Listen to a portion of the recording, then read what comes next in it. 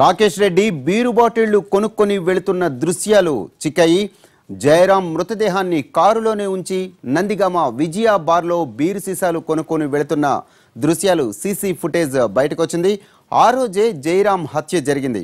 కారులో మద్యం బాటిళ్లు దొరికాయి. ఈ బాటిళ్లను నందిగామలోని విజయ బార్లో కొన్నట్లు తేలింది.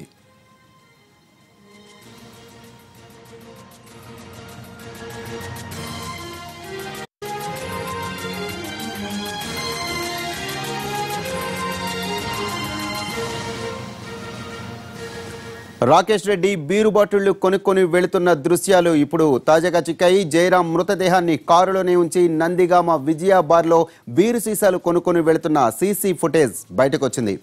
ఆ రోజే జయరాం హత్య జరిగింది. కారులో మద్యం బాటిళ్లు దొరికాయి. ఈ బాటిళ్లను నందిగామలోని విజయ బార్లో కొన్నట్లు ఇప్పుడు తేలింది. దీనికి సంబంధించిన ఫుల్ డీటెయిల్స్ మా ప్రతినిధి అశోక్ అడిగి తెలుసుకుందాం. అశోక్, సీసీ కెమెరాల్లో కనిపించిన దృశ్యాలకు సంబంధించి పోలీసులు ఏమంటున్నారు?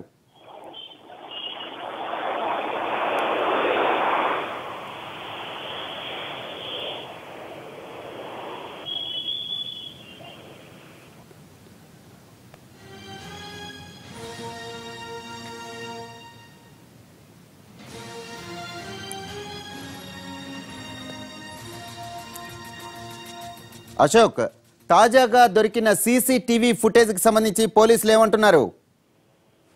ఇది ఒక క్రైమ్ థ్రిల్లర్ ని తలపించేలా, ఇంతకుముందు ఎప్పుడు చూడని ఒక క్రైమ్ సినిమాలో ఏ విధంగా అయితే హత్య చేసిన తర్వాత ఆ కేసు నుంచి తప్పించుకోవడానికి ఎన్ని ప్రయత్నాలు చేస్తారో అన్ని ప్రయత్నాలు కూడా రాకేష్ రెడ్డి తన క్రిమినల్ మైండ్ ని ఉపయోగించి చేశాడు. కానీ చివరికి పాపం బండి దొరికిపోయాడు. కానీ లేకపోతే అతను హత్య చేయడం దగ్గర నుంచి మొదలుపెట్టి విజయవాడ దగ్గరలోకి ఆ శవాన్ని మృతదేహాన్ని తీసుకొచ్చే వరకు కూడా అతను వేసిన ఎత్తుగడలన్నీ కూడా చాలా ఆశ్చర్యకరంగా ఉన్నాయి. చాలా ధైర్యంగా కూడా కనిపిస్తున్నాయి కొన్నిసార్లు. ఎందుకంటే 31వ తేదీ ఉదయం 9 గంటలకు అతనికిను ఏదైతే చిగురుపాటి జయరాంకి మధ్య జరిగిన గొడవలో చిగురుపాటి జయరాంని ఇతను కొట్టడం, ఆ వెంటనే అతను చనిపోయిన ఏదైతే చిగురుపాటి జయరాం మృతదేహాన్ని తన ఇంట్లోని ఉదయం 9 గంటల నుంచి రాత్రి 7 గంటల వరకు తన ఇంట్లోనే పెట్టుకుని అదే మృతదేహం పక్కన కూర్చుని మందు కొడుతూ టీవీ చూస్తూ ఎంజాయ్ చేశాడు రాకేష్ రెడ్డి. అంత ధైర్యంగా తన ఇంట్లోనే మృతదేహాన్ని పెట్టుకుని ఆ తర్వాత ఒక ఇద్దరు తన స్నేహితులను పిలిపించుకుని అదే డెడ్ బాడీని అదే చిగురుపాటి జయరాంకి సంబంధించిన సియాజ్ కారులోకి ఎక్కించి ఆ తర్వాత సింగిల్ గా హైదరాబాద్ నుంచి విజయవాడ వైపుకి ఆ కారును డ్రైవ్ చేసుకుంటూ వచ్చాడు. ఇలా వచ్చిన సందర్భంలోనే హైవే మీద నుంచి, అంటే విజయవాడ వెళ్లే హైవే మీద నుంచి నందిగామ ఊళ్ళోంచి వచ్చి ఆ తర్వాత మళ్ళీ హైవే ఎక్కాల్సి ఉంటుంది. ఇక్కడికి వచ్చిన తర్వాత సింగిల్ రోడ్డు ఉంటుంది. అందువల్ల నందిగామ ఊళ్ళోకి కంచిచర్ల ఊళ్ళోకి ఖచ్చితంగా ఏ వాహనం వచ్చినా కూడా వెళ్లాల్సి ఉంటుంది హైవే మీద నుంచి కాకుండా. అలా వచ్చిన సందర్భంలో నందిగామకు వచ్చిన తర్వాత నందిగామ మెయిన్ సెంటర్ లో ఉన్న విజయ బార్ దగ్గర కారు నాపి విజయ బార్ లోపలికి వెళ్లి 2 బీర్ సీసాలను కొనుగోలు చేసి ఆ బీర్ సీసాలను మళ్లీ తీసుకుని ఆ సమయం అంటే బీరు బాటిల్ కొనడానికి వెళ్ళిన సందర్భంలో కూడా అతని కారులో జయరాం డెడ్ బాడీ అదే విధంగా ఉంది.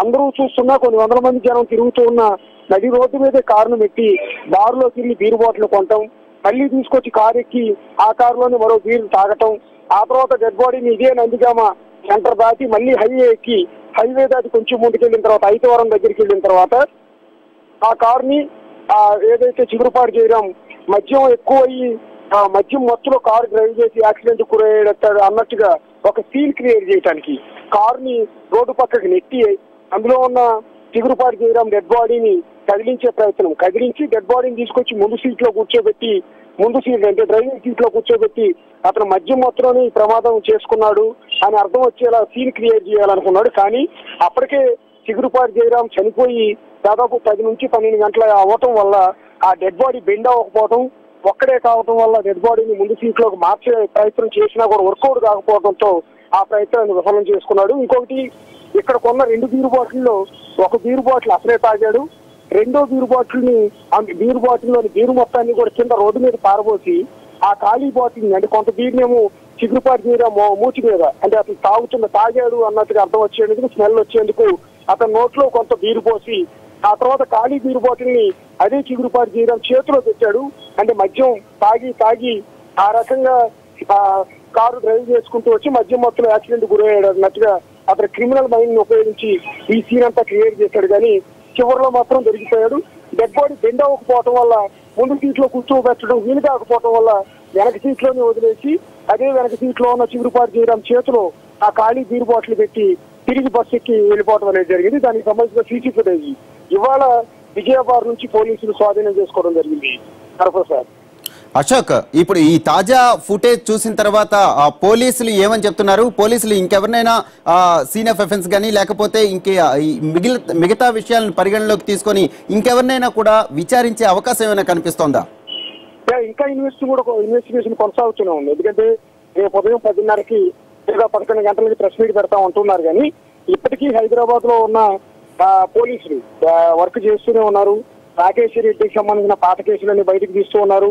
రాకేష్ రెడ్డి ఈ ఆపరేషన్ మొత్తం ఎలా చేశాడు, చిగురుపాటి జయరాంని హనీ ట్రాప్ అంటే అమ్మాయిల పేరుతో వలవేసి ఒక అమ్మాయి పేరుతో అంటే రేనా అనే అమ్మాయి పేరుతో వాట్సాప్ క్రియేట్ చేసి ఒక అందమైన అమ్మాయిని వాట్సాప్ డీపీగా పెట్టి ఆ డీపీ ఉన్న వాట్సాప్ నంబర్ నుంచి చిగురుపాటి జయరాంకి హాయ్ అని మెసేజ్ పెట్టి ఆ తర్వాత మీరు అందంగా ఉన్నారంటూ మీరు నాకు ఇచ్చారంటూ రేనా అనే అమ్మాయి పేరు మీద చాటింగ్ చేస్తూ ఆ చాటింగ్ లోని చిగురుపాటి జయరాంను ఆకర్షించి అతనికి ఉన్న అమ్మాయిల బలహీనతను అడ్డం పెట్టుకుని ఆ తర్వాత తాను జూబ్లీ హిల్స్ లో ఉన్న రోడ్ నెంబర్ 10 లో ఇంట్లో ఖాళీగా ఉన్నానని ప్రస్తుతం ఎవరూ లేరు మీరు ఇక్కడికి రావచ్చు అని చెప్పడం, దాన్ని నమ్మి అమ్మాయి పిలవగానే ఆకర్షణకు గురై Chigurupati Jayaram Jubilee hills road number 10 దగ్గరికి రావటం, తీరా ఇంట్లోకి వెళ్ళిన తర్వాత జయరాంని తన తన అనుచరుల సాయంతో అతన్ని లోపలికి పట్టిపోయి గదిలోనే ఉంచడం, ఒక రాత్రి అంతా జయరాంను బంధించడం, ఇదంతా కూడా స్క్రీన్ ప్లే జరిగింది. అయితే ఈ కేసులో ఆ రోజు ఒక్క రాకేష్ రెడ్డి వల్లే జయరాంను పట్టుకోవడం కానీ అతను బంధించడం కానీ సాధ్యమయ్యే పని కాదు. కాబట్టి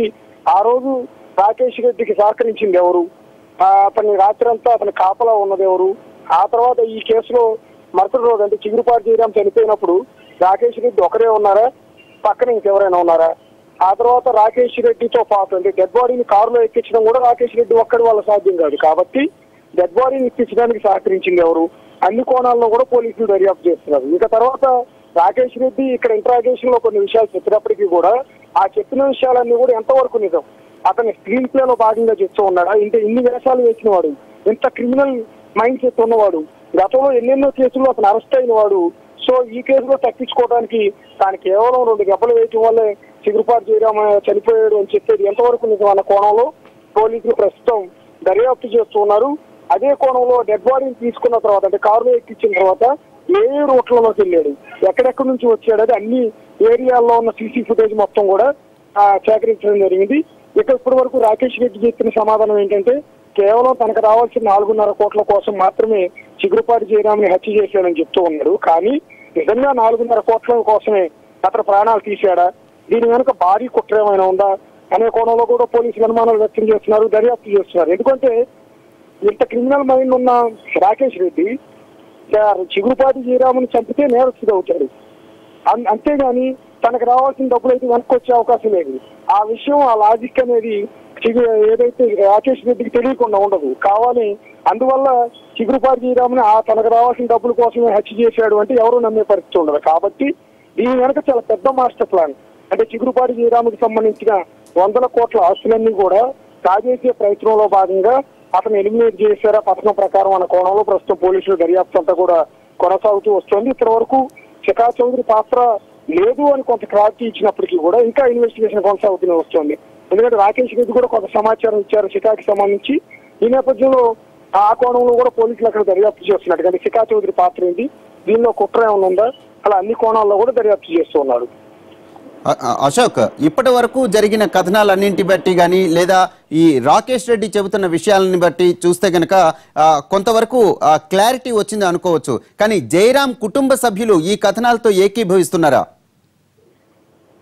ప్రస్తుతం జయరాం కుటుంబ సభ్యులు ఎందుకంటే రాకేష్ రెడ్డి ఎవరో, ఎందుకు చంపారో ఏంటి ఏమీ తెలియదని మాత్రం ఎవరైతే జయరాం భార్య పద్మశ్రీ పోలీసులకు ఇచ్చిన వాంగ్మూలంలో చెప్పడం అయితే జరిగింది.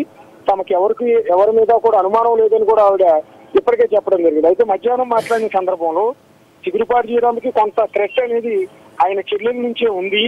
కానీ ఇంత త్వరగా ప్రాణాలు తీస్తారు, ఇంత దారుణంగా చంపుతారని అనుకోలేదని మాత్రం ఆవిడ అంటూ ఉండేది. గతంలో కూడా జయరాం తన చెల్లెలు బెదిరిస్తోందని చెప్పిన సందర్భాలు ఉన్నాయని కూడా పద్మశ్రీ అన్న పరిస్థితి ఉంది. ఈ నేపథ్యంలో రాకేష్ రెడ్డి అంటే ఎవరో పద్మశ్రీకి ఇంతవరకు తెలియదు. సో ఆ నేపథ్యంలోనే ఆవిడ స్పష్టంగా చెప్పారు, రాకేష్ రెడ్డి ఎవరో మనకు తెలియదు, నిజంగా ఇప్పటి వరకు కూడా సో ఇండియాలో వ్యవహారాలు నాకు తెలియదు అని ఆవిడ చెప్తూ ఉన్నారు.